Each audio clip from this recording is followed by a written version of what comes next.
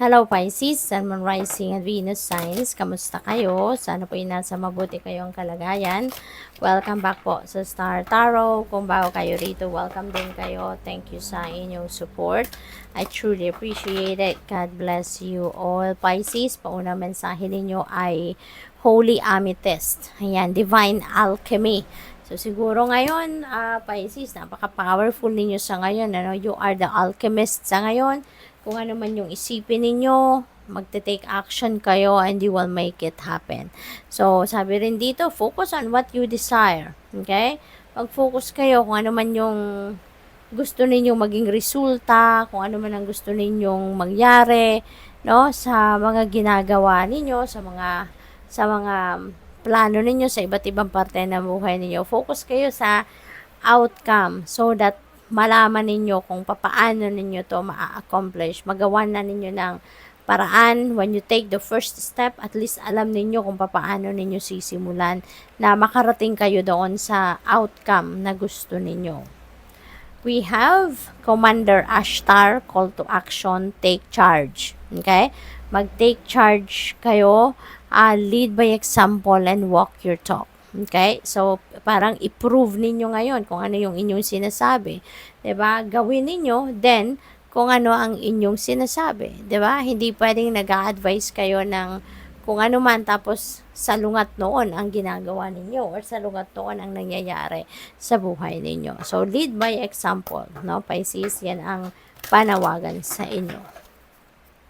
So, tignan natin kung ano pa ang mensahe para sa'yo.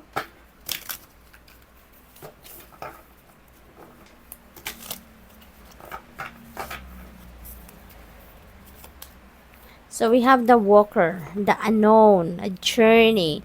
Ayan, so most likely, yung iba sa inyo dito may travel, no?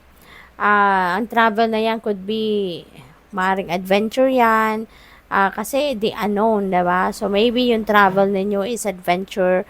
You don't know exactly, diba, kung ano yung klaseng journey ang dadatnan ninyo rito, but you're just taking the leap of faith dito, no? You're taking chances or you're taking an adventure talaga rito, no? Malakas ang loob ninyo sa ngayon na gawin or simulan ng bagay na to even though you're not sure exactly, no? Kung papaano ninyo ito ina-navigate. So, parang the full energy ito sa tarot, no? Na you are just taking the leap of faith. Bahala na si Lord, yung ganon. So, what else? We have the Spy Master. Ayan, knowledge and distrust. Maaari, no, na since lahat naman tayo, 'di ba?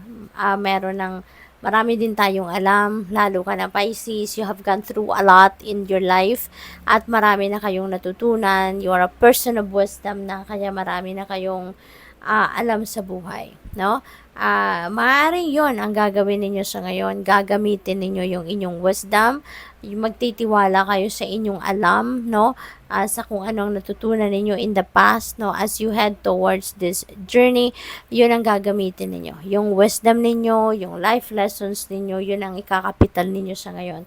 Sa ninyo ito. Sa journey na ito, no? So, good luck sa'yo. Tignan natin kung ano pa ang ganap for Pisces. We have justice. You are getting what you deserve, Pisces. Kung anong para sa'yo, yun ang marireceive mo, yun ang makukuha mo. No? Kaya wag kang mag-alala. Kasi kung ano ang deserve ninyo, no? Kasi karma is real, 'di ba? Karma is at play.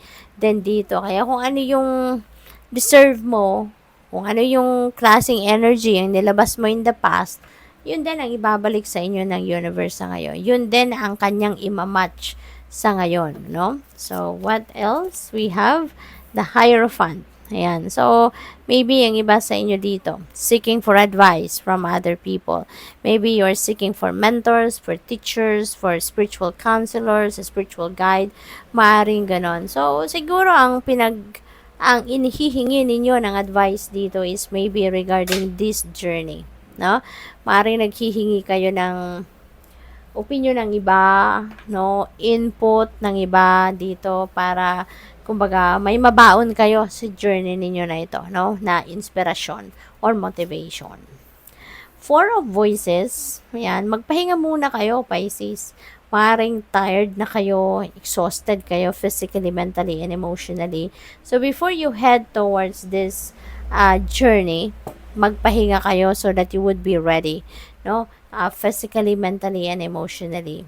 Kaya kailangan na makapag-replenish muna kayo ng lost energy ninyo, makapag-muni-muni muna kayo, makapag-nilay-nilay kayo, and from there, no, magsimula na kayo ng inyong journey. Gawa na ninyo ng paraan kung ano man yung mga gagawin na ninyo. But you need to rest. Okay? You need to rest. Hindi pwedeng magsisimula kayo ng panibagong journey na pagod na kayo.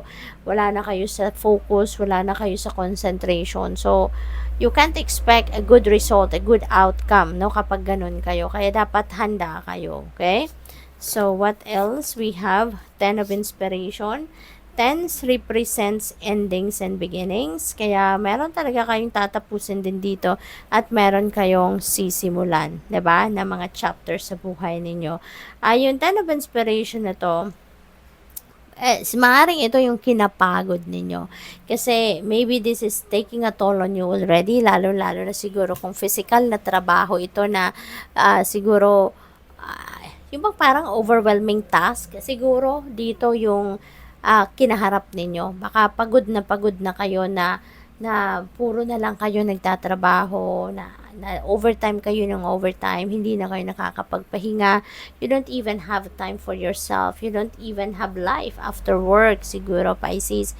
Kaya, maaring kung sa trabaho itong issue ninyo rito, baka ang iba sa inyo mag-resign na lang, or baka ang iba sa inyo hihingi kayo ng tulong, no? Natulungan kayo na magkaroon naman kayo ng room, no, to breathe.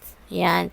Kung sa pamilya din ito, makahingi kayo ng tulong din, ano, na magkaroon naman lang kayo ng mapagdedelegate ng iba ninyong trabaho sa bahay. We have 5 of Voices. Ayan. So, meron siguro related din ito dito, no? Kaya nai-stress siguro ang iba sa inyo dito, Pisces. With the 5 of Voices energy, maaring may away dito, may hindi, baka may diskusyon, may hindi kayo pagkakaintindihan with another person. So, siguro gulong-gulo na yung isipan ng iba sa inyo, kaya kayo humihingi ng tulong, no, ng advice from other people, or maybe makapaghingi kayo ng enlightenment on what you need to do next, no, sa inyong sitwasyon. What else? We have 9 of Materials. Ayan. So, magandang bawi ito, no, sa energy, Pisces, kasi si 9 of Materials, this is about money. No? This is about prosperity and abundance. Maaaring merong dadating dito na biyaya pang kaperahan. Maybe you are receiving the fruit of your labor. Maaaring ito na yung return of investment ninyo. Maaaring ito na yung bonus ninyo. Maaaring ito na yung paunang sweldo ninyo sa inyong bagong role sa trabaho, you know, this is money, no, coming your way, Pisces. This is money coming your way. At least, no, baka matreat nyo naman ang sarili ninyo dito. Kumbaga, mapamper man lang ninyo ang inyong sarili. Okay? So, good luck. Thank you for watching. Love and light. Namaste.